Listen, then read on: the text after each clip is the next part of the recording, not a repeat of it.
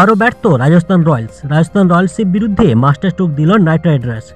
রাজস্থানের বিরুদ্ধে দুরন্ত জয় পেয়ে মরশুমের প্রথম জয় তুলে নিল কলকাতা নাইট রাইডার্স। ব্যাট বলে দুর্দান্ত পারফর্ম করে নাইটরা প্রমাণ করল তারা সহজে হার মানতে রাজি নয়। আসুন দেখে নেওয়া যাক কেকেআরের এই জয়ের ফেরার 5টি প্রধান কারণ কি। 1. টস ও বোলিং স্ট্র্যাটেজি। গুয়াহাটির উইকেটে টস জেতার সুবিধা পেয়েছিল রাজস্থান রয়্যালস, কিন্তু প্রথম ইনিংসে কেকেআরের বোলাররা দারুণ নিয়ন্ত্রণ দেখান।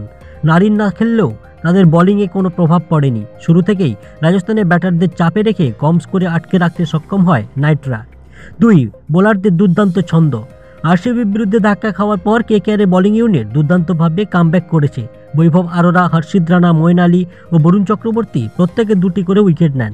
পাশাপাশি স্পেন্সার জনসন একটি গুরুত্বপূর্ণ উইকেট তুলে নেন। রাজস্থানের ব্যাটারদের বড় শট খেলার সুযোগই দেননি কেকেআর বোলিং ইউনিট। 3. কুইন্টন ডিককের দুর্দান্ত ইনিংস। প্রথম ম্যাচে ব্যর্থ হলেও রাজস্থানের বিরুদ্ধে কুইন্টন ডিকক চমৎকার ম্যাচ উইনিং ইনিংস খেলেন। 97 রানে অপরাজিত হয়ে দলকে সহজ জয় এনে দেন তিনি। প্রথমে ধীর ব্যাটিং করে উইকেট ধরে রাখেন, পরে আক্রমণাত্মক ব্যাটিংয়ে ম্যাচ শেষ করেন তিনি। পাওয়ার প্লেতে উইকেট না হারানো।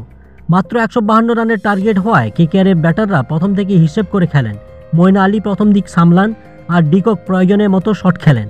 পাওয়ার প্লেতে উইকেট না হারানোর কারণে কেকেআর পরে সুবিধা পায়। 5. রাহানের সঠিক অধিনায়কত্ব। আরসিবির বিরুদ্ধে রাহানের অধিনায়কত্ব নিয়ে প্রশ্ন উঠলেও এই ম্যাচে তিনি নিখুঁত সিদ্ধান্ত নিয়েছেন। বোলিং পরিবর্তন থেকে শুরু করে ফিল্ডিং সেটিং সব ক্ষেত্রে তিনি দুর্দান্ত ছিলেন, যা কেকেআরের জয়ের বড় ভূমিকা রাখে।